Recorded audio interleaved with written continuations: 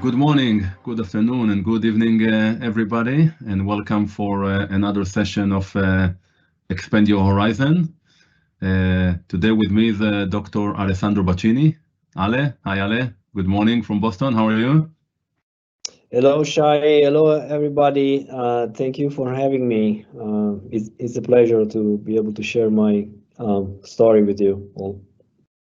Yeah, and a pleasure to having you, and thank you for taking the time.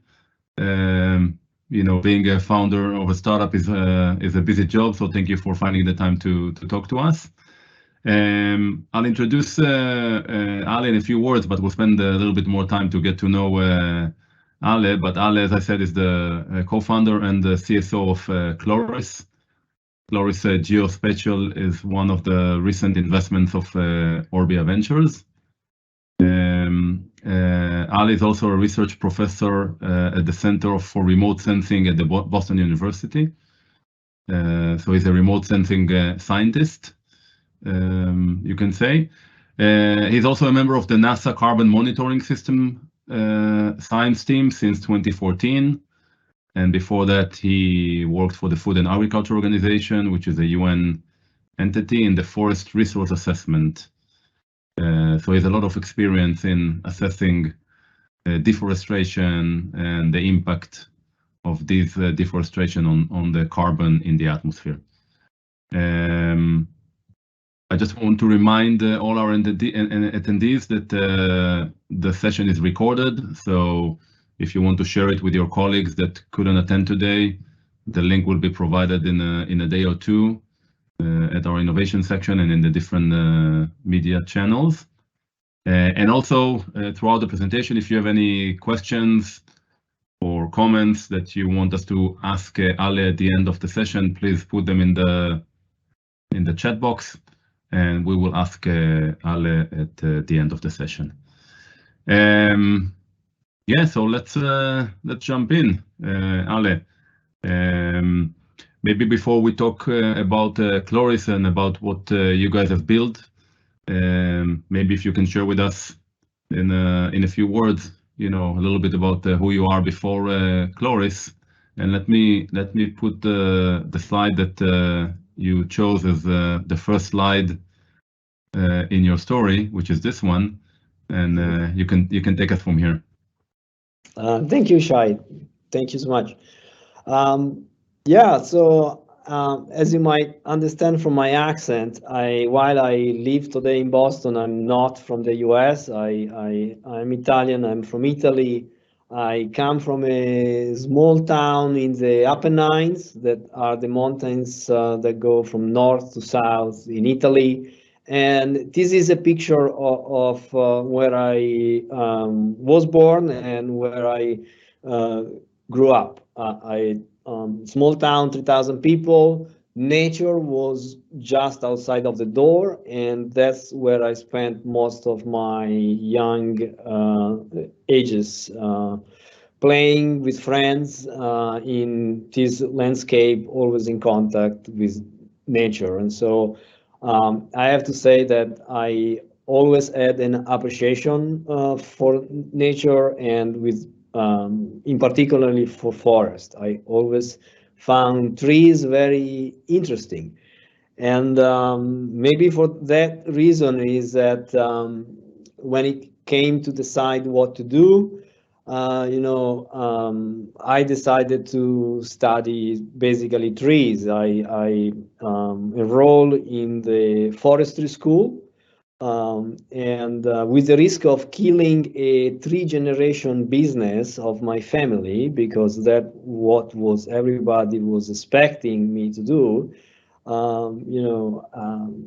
Actually, with the options that I had in my mind, when you are young, you can be very confused. And I went from being a military pilot, so I started the military school as a pilot, and then quickly I realized that I'm not a type. I'm not a type, and I completely went the opposite way to forestry school, free, with the idea of having a job that is not in the office. I wanted a job in nature, outside, in contact with what I thought was one of the most important elements. So went to forestry school, and my focus there, while forestry school, you know, one of the goal is actually to be able to quantify the monetary value of nature, of forests, and how to maximize the return.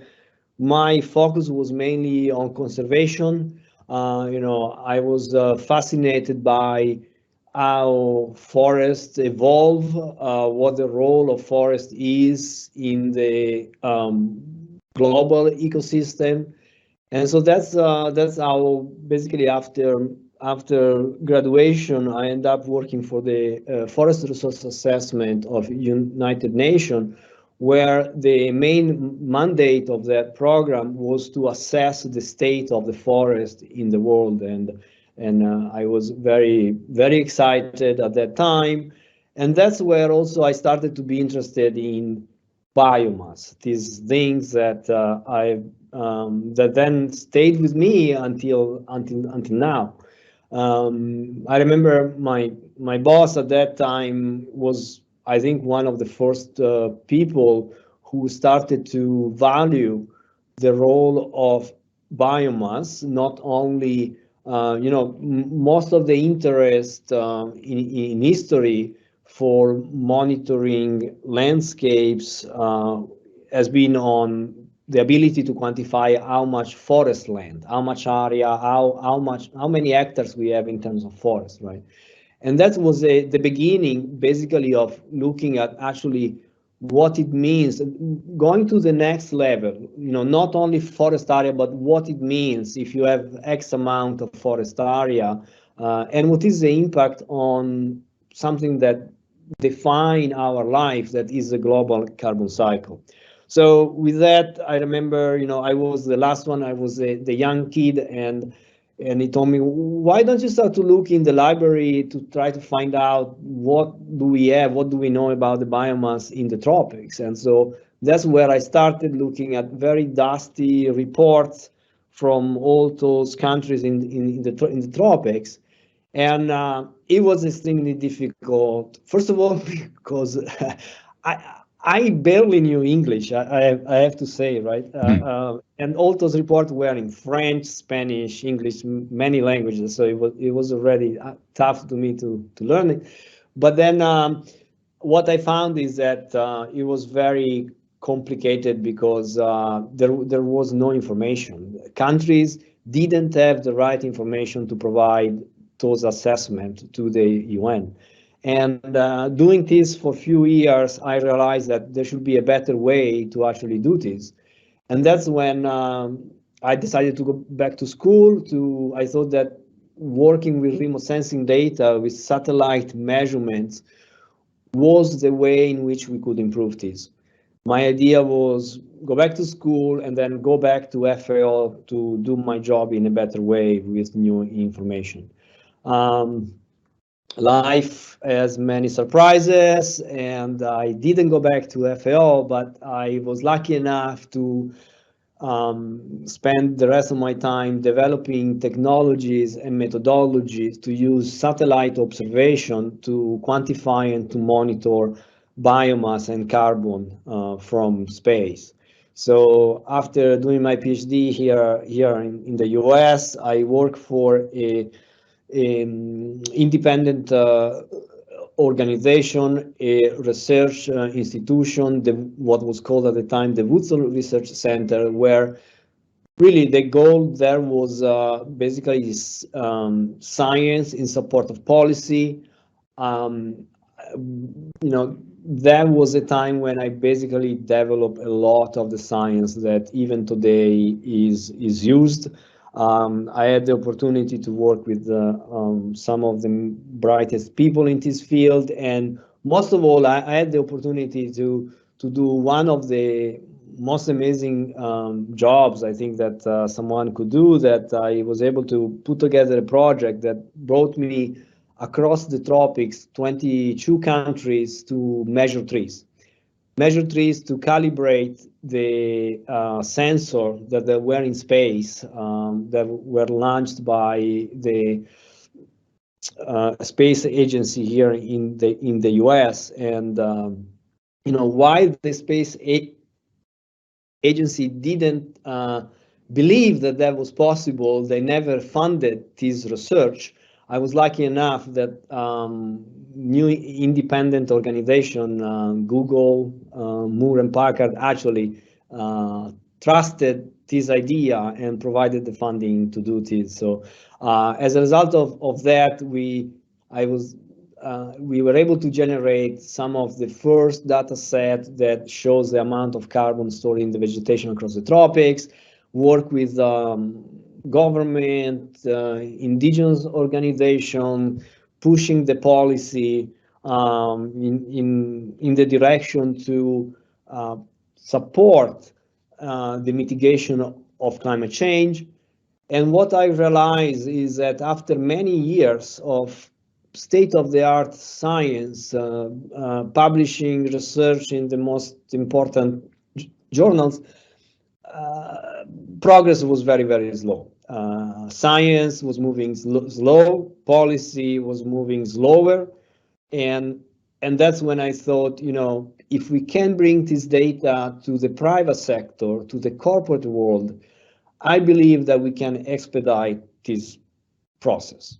Yeah. And so that's how Chloris started. That's when, with my colleagues and friends, we got together and we decided to start a company that will support and will provide this type of information that is key for companies to make better decision on their investment and impact on nature. So that's how we started Chloris. Yeah, and we'll talk about Chloris in many more details soon. And today you're based in Boston, right? Correct. Yes, I've been in Boston for 21 years. The only time that I was not in Boston, I was in California. I had the opportunity to work for 1 year in California with at Stanford. But then, honestly, the reason because I moved back in part was because I was missing seasons. I was missing the fourth season. I thought that weather climate was very boring in California. It was too perfect. Always same weather. It's like it's 70 degrees, 72 or 74. It's like here in Boston we have all the four seasons, and for some reason I really appreciate that. So I came back, and now I have a family here. We live here. Yeah, and actually, well, I remember traveling in the autumn in the Boston area, and the interesting thing is that you can also see the seasons in the forest. Yes, like it changes a lot from season to season. Yes. Yeah. I remember also I lived for a year in France next to the Fontainebleau forest. And again, it was always like, super exciting to see how things change month by month. Exactly. Yeah. So good. So before we jump to Chloris, question that we ask our guests, the two things that maybe Google wouldn't know about you. Yeah. Actually, it's difficult to know what Google doesn't know, but I probably Google doesn't know that I can make homemade pasta, and I've been told that my homemade pasta is very close to the quality of my mom homemade pasta. Wow. So, high standards. Yeah, and so two of them, and the other one is that I always wanted to be a park ranger, the Forest Service of the U.S. And I think even before going to the university, I think I sent 20, 30 applications to completely crazy because now that I'm in the US, I know how it works. It's impossible to actually be able to get a job in that way. But I remember that I didn't give up for a long time. I wanted to be a park ranger. So nice.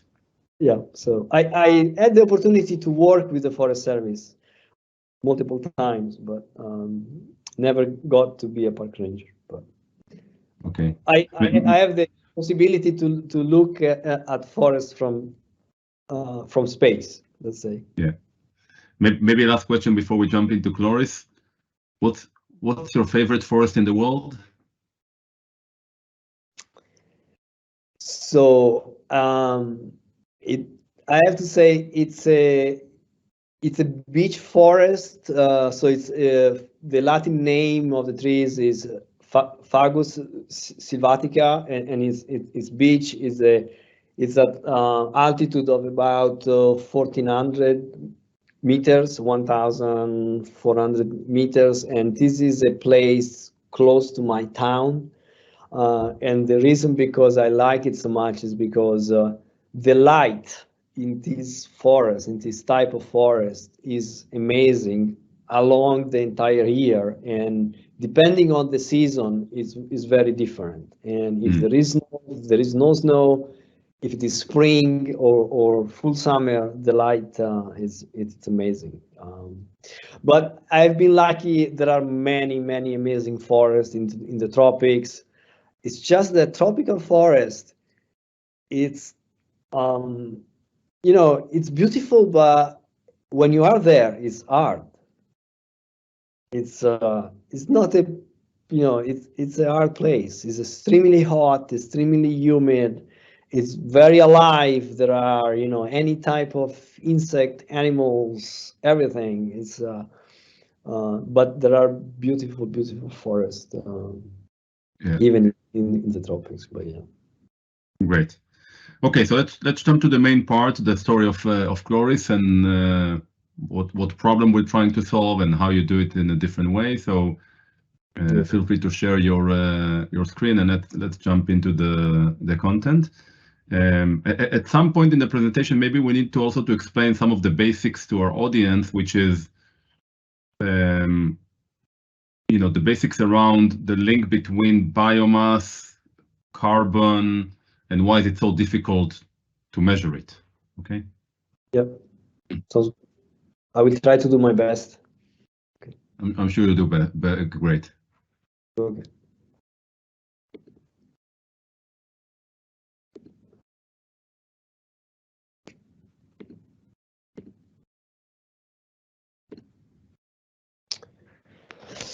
Okay, so very briefly, what Chloris is doing, right, is developing technology and offering a product that describe and quantify the amount of carbon that is stored in the vegetation and how this carbon is changing over time. Now, why is this important? Well, this is important because, as you might know, we have a major global issues in terms of climate change. Climate change that is mainly driven by humans, by the emission of CO2 into the atmosphere. And what is CO2, right? It's a composition of carbon and oxygen. And this concentration, the increase of CO2 concentration in the atmosphere is responsible for increase in temperature and changes in the climate. Now, vegetation has a major role in this system, in the system that is actually defined by the global carbon cycle. That is, I would say that vegetation is part of the problem, but is also part of the solution, because when we remove vegetation, when a forest is burned or a forest is logged and it is removed, wood forest is made by 50% is made of carbon. So that amount of carbon will be released into the atmosphere at some point, at some time, and it would end up increasing the concentration of CO2. On the other hand, forest vegetation is today the best technology that we have to operate at scale to remove CO2 from the atmosphere through the process of photosynthesis using the light of the sun. Vegetation transform, right, takes the CO2 from the atmosphere and transform this in organic matter that define the trees and the vegetation. So as the possibility to remove this CO2 from the atmosphere. So today we are at a very important stage where globally we recognize this. Globally, we recognize that science is telling us that we need to reduce the amount of emission to the atmosphere and we need to remove CO2 from the atmosphere. So companies across the world are interested in having the possibility, having a way to do this so that their operation actually are not increasing this problem, but they are trying to mitigate any type of emission that their process, their industrial process is resulting in. So Chloris is developing this technology with the goal to exactly to support this type of information. We are a small company for now. We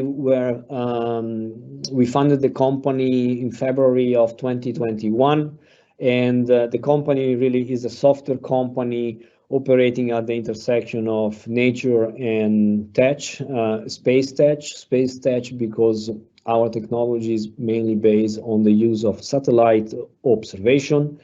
And our goal really is to provide reliable, trustworthy information, data to accelerate the global transition to the net zero and nature positive economy.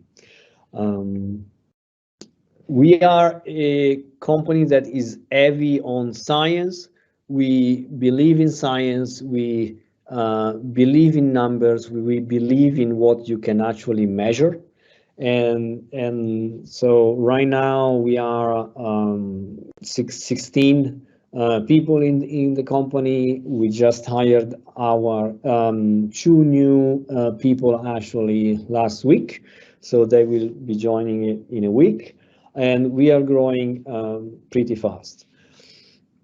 Mainly expertise is in remote sensing and machine learning in order to process this huge amount of data that are available today through space agencies of different countries. And again, you know, our idea is that in order to have an impact, we are facing a planetary scale issue, the climate change, and we need a planetary solution. So Chloris is really trying to build the system that works at scale from local level to the global scale, with the goal to support the scale up and the development of the voluntary carbon market, and as well as to support the ESG reporting so that companies operating in any segment that interface with nature, with land, they will have reliable data to use in planning their operations. Today, business really have 3 main issues in this space: is credibility, speed and scale, and cost effectiveness.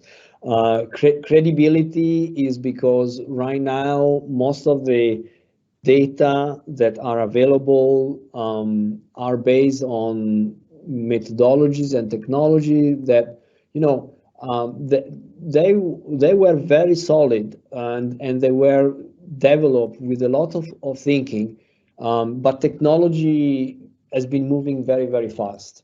and I think that there is now space for an improvement, and an improvement that mainly should result in credibility of the data, meaning that, you know, errors in the data, uncertainty should be much smaller, and they should be transparent how those data are generated. Also, speed.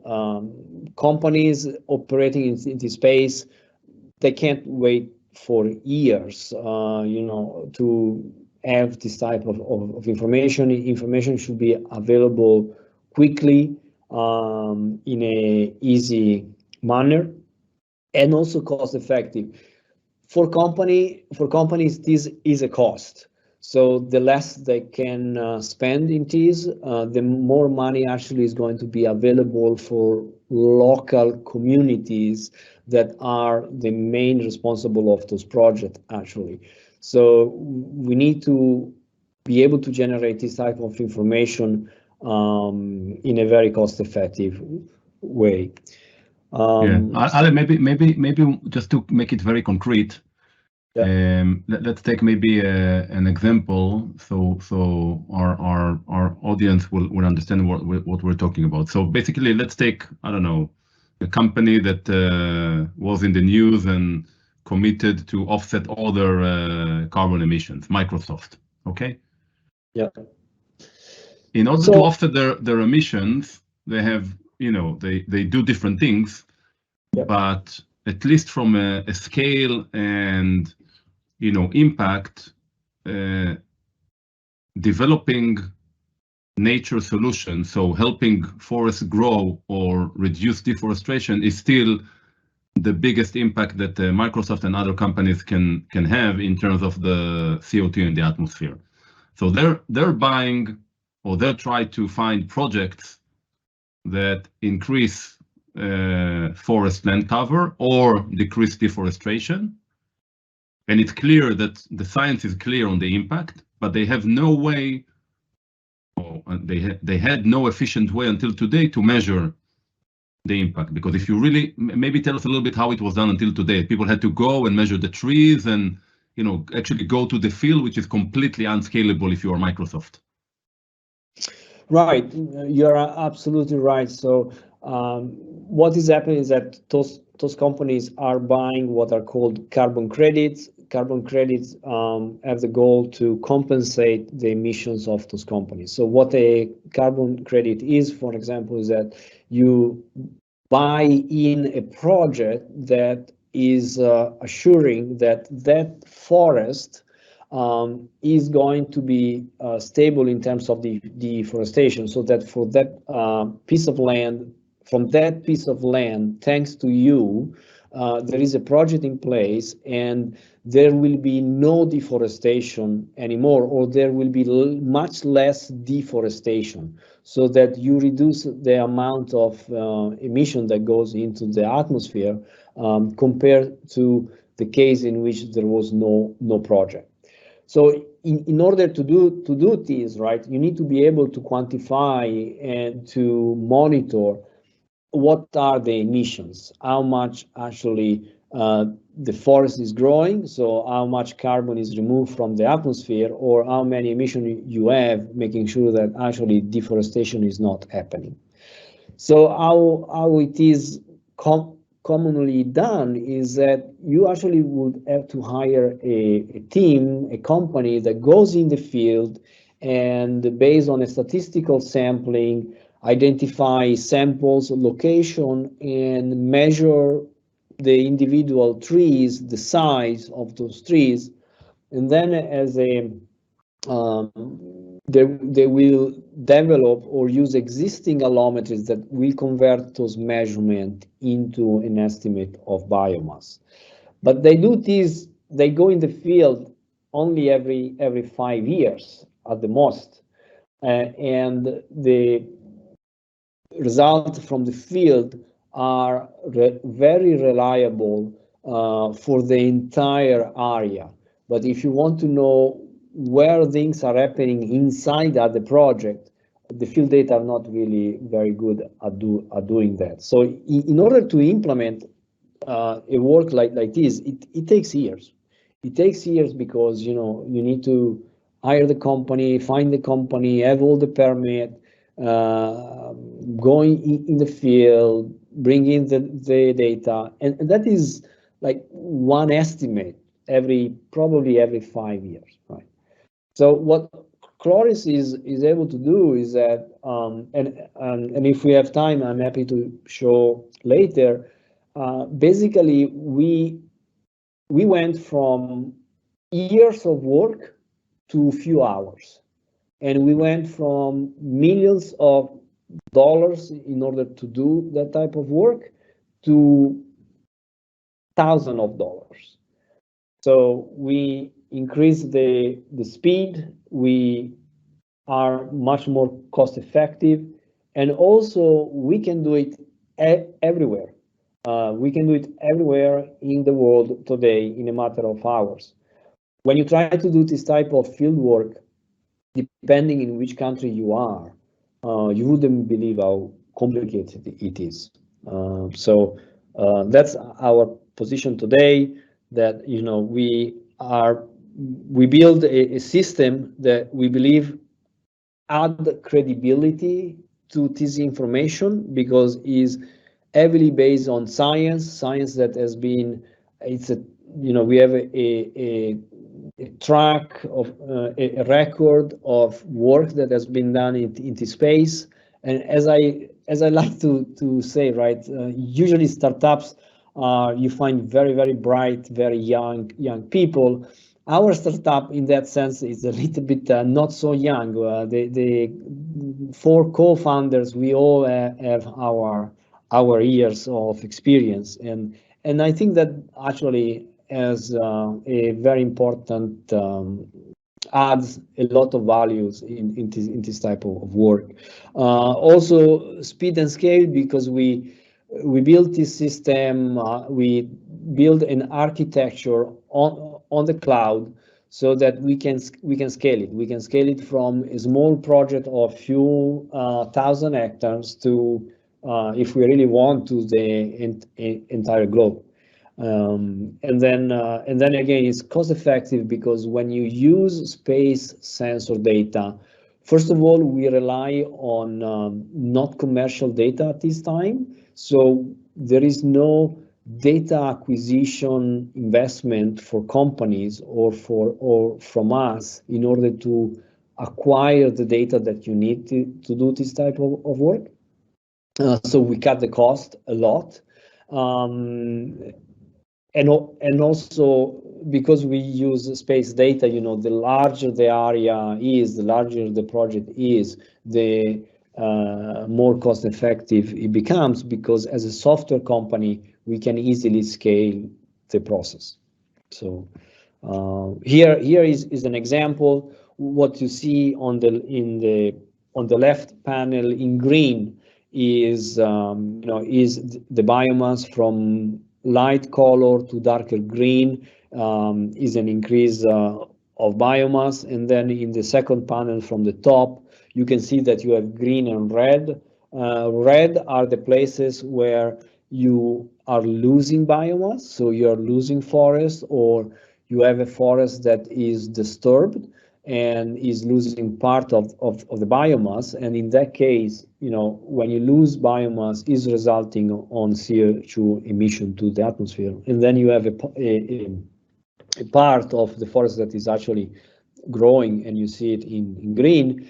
And on the right, you see how we can track and monitor and quantify this process, being able to show and quantify the amount of loss every year and the amount of gains. And then there's a difference between the amount of gain and loss. What you can really look is the net effect of what is happening.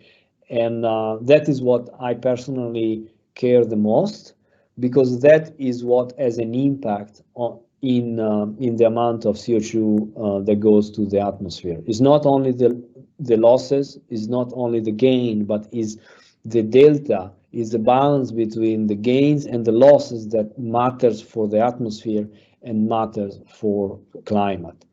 So I think that Chloris is at this stage quite unique in being able to do this at scale with this type of information. And again, we don't do it every 5 years. We report it annually. And just this week, we expanded our analysis to 20 years. So for 20 years, we have 20 years record everywhere in the world. For every little square of 30 meters by 30 meters, we can look and see what was the process, what was the trajectory of the carbon of the biomass for that land. Yeah, again, so our technology, sometimes we like to say that what our technology does is that weight trees from space, and the reason because we say that is because as I was mentioning, the process that really define the amount of carbon that is in the vegetation is a process that happen at the cell level, at the stomata level, in the leaves of the vegetation. That's where the CO2 enters into the tree, into the plant, and once it's in, through photosynthesis, the plant is converting that in organic matter that has a weight, right? And biomass and carbon is derived by that weight. Biomass today is a weight per unit area. So in order to quantify biomass, really the best way would be to weight the trees. And as you can see, the person here on the picture on the bottom right, that is actually what you would have to do in the field if you really want to measure biomass, meaning that you will have to cut down the tree and weight the wood, the tree. Of course, you don't do it. No one is doing it. And what we do is that we use, we have done it in order to calibrate some of the equation that we are using. But most of the time, you have to use equation that were already out there, because this type of work is very expensive. And first of all, you don't want to cut down too many trees in amazing places. Yeah, so our technology is mainly based on two types of sensor. One is a sensor that is called LiDAR. LiDAR stands for light detection and ranging. What it is, it's a laser. It's a sensor mounted on the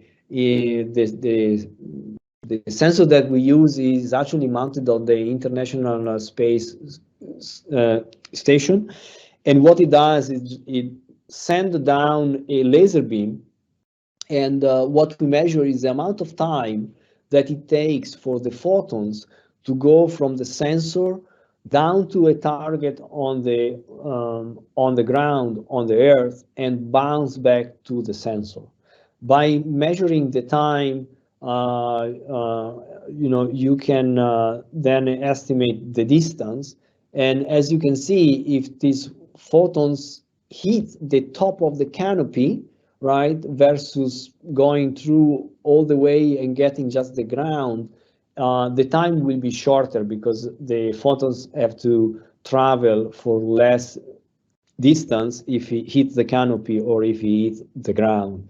And so what LiDAR really is amazing about is that it provides you with very accurate information about the vertical structure of the vegetation.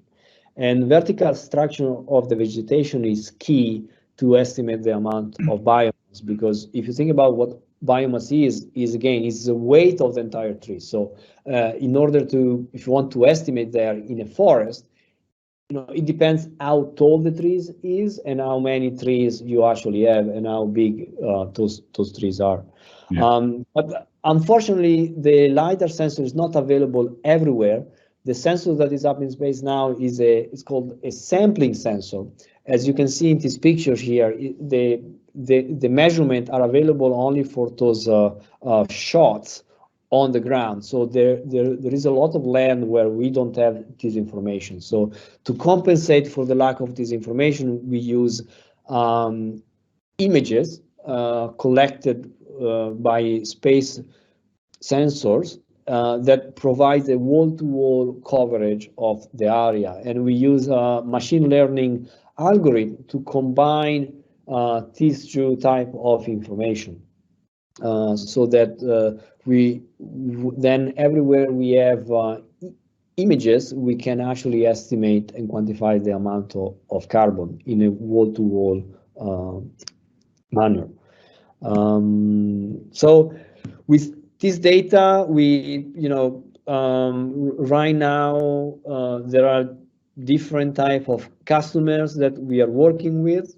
There are customers that need this information to develop the project on the ground. There are customers that want this information to be able to independently assess the performance of the carbon credit that they bought or that they are planning to buy. So they want to have a better understanding of what they can buy, or helping them to rate and pick which carbon credit to buy, and as well as companies that directly have an impact on land. If you think about all the supply chain, all the main agricultural companies, sometime in the tropics, because of demand for expansion and so on, they can interfere with the carbon, with the forest, and so they like to have the possibility to monitor their operation, and this data would provide them with the information that they need. And as well as then at the larger scale, at the jurisdictional level, at the state level, we can provide this type of data to monitor over a very large area and to quantify over large area the amount of carbon and the amount of biomass. But the question that we were asked, and because we really believe in science and we really believe in data, right? One question is, okay, but how well is this new technology working? Because easy to say, but is it working? So we actually invested quite a bit on a validation study with the goal to compare our estimate with what we think are some of the best estimates that you can find there. And to do that, we had access to a series of data sets developed mainly by NASA that were using what we think is the best instrument today to quantify biomass, that is a LiDAR sensor but mounted on an airplane, not in space. And what the results are showing, you can see here in this plot, the light blue are the estimates from the airborne LiDAR data that was developed by an independent institution. And in the dark blue are the estimates that we derive based on our system. You can see that the estimates are very, very consistent across different sites, both in the tropics, in the temperate forest, and as well as in terms of size. We go from 20 hectares to 350,000 hectares, and still the data are consistent. And again, what this means is that the work that was done by mainly this independent organization took years and took investment of millions of dollars, while with our technology we can do this in matter of hours and in matter of thousands of dollars. So, and this is the same type of analysis. In this case, it is looking at the trajectory of change. The light color again is independent data versus the darker blue is the data that we generate. As you can see that over time, the evolution of of the forest is consistent across the two studies. So our platform today is live, is working, and customer can access the platform and they are able to upload their site. They can ask the platform to run analysis for the site that they want, and they will receive all the information about carbon stock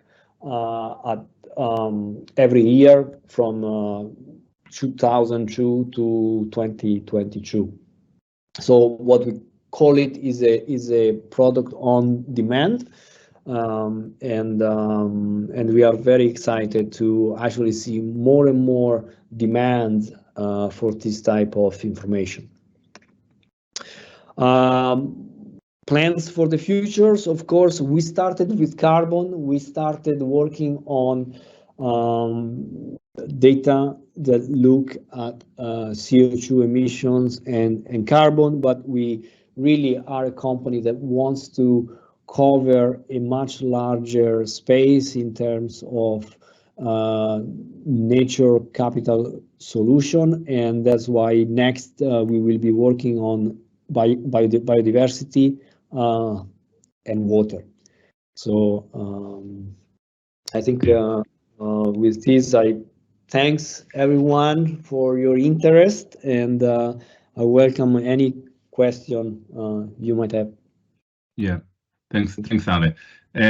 Basically, if I summarize, Chloris enables to measure the carbon stock, but also changes in the last 20 years in every hectare of forest, in every piece of land in the world, right? And doing it in a matter of hours and at the costs that are fraction of $1 per hectare, right?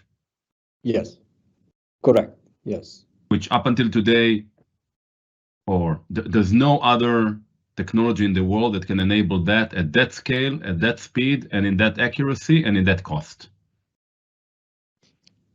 At the best of my knowledge, yes. Okay.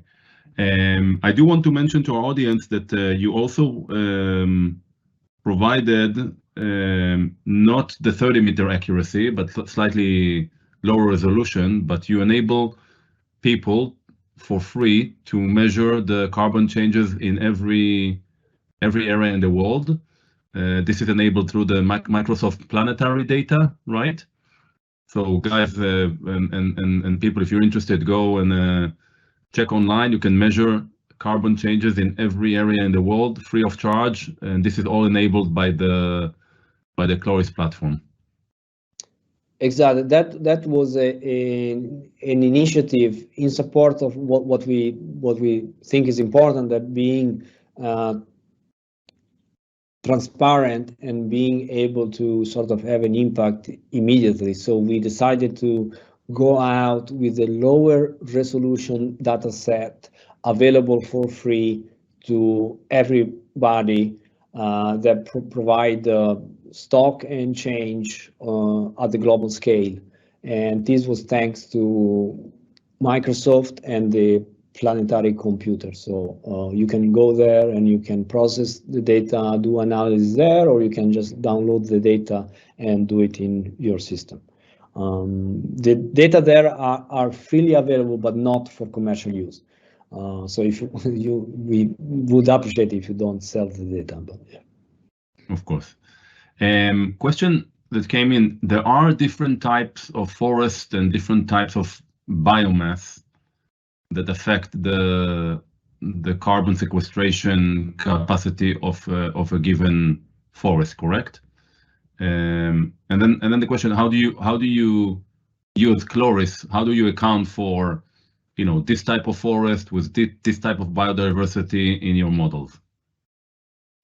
Yeah, so of course, the ability of vegetation to grow, and so then to remove carbon from the atmosphere depends on the species, which type of tree, which type of plant it is, and it depends on the productivity of the site. Productivity of the site that is defined by the by the soil type, by the climate of the site, right?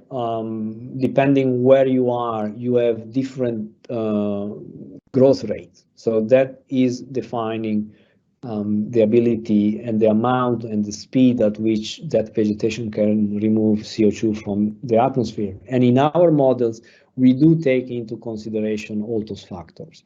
We do take I've been talking mainly about the remote sensing side, but of course there is a lot of ecological information that goes into the model that we have. And then the other question was, how do you account for biodiversity?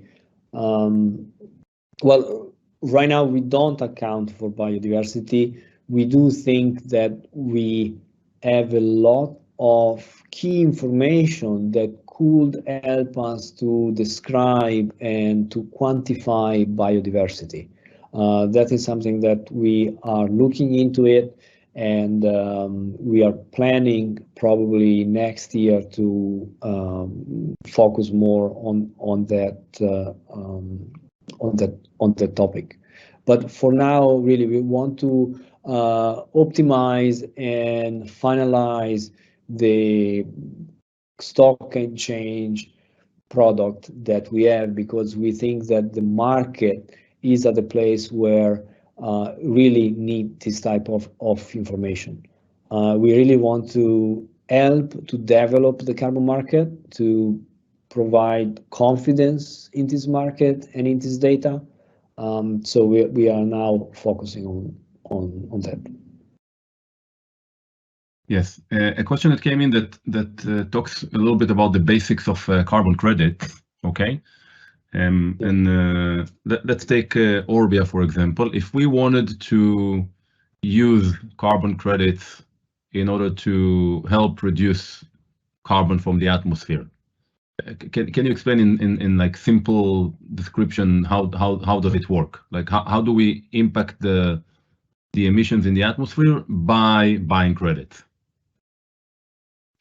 Right. So you can you Orbia, can go to a project developer or on the carbon market and buy a carbon credit, and you can choose. But let's take the example of you want to compensate for part of your emissions. So you go and you buy a project that is reforesting a piece of land, meaning that land had forest before and forest was lost. So you buy a carbon credit that support the reforestation of that land. So you will have you will have the project going actually in the field and planting trees. Now, when after they planted trees, because trees are supposed to grow, they will remove X amount of tons of CO2 from the atmosphere. That is just part of the growing process of the vegetation. And so the project will sell you. You will have to pay for the amount of tons of CO2 that are removed every year from that land, from the amount of from the pool of tons of CO2 that you actually decide to acquire. And that, of course, is a long time investment, and you want to make sure that that is happening, that the forest actually is growing and is probably meeting the standards, the information that were shared with you at the time in which you bought the credit.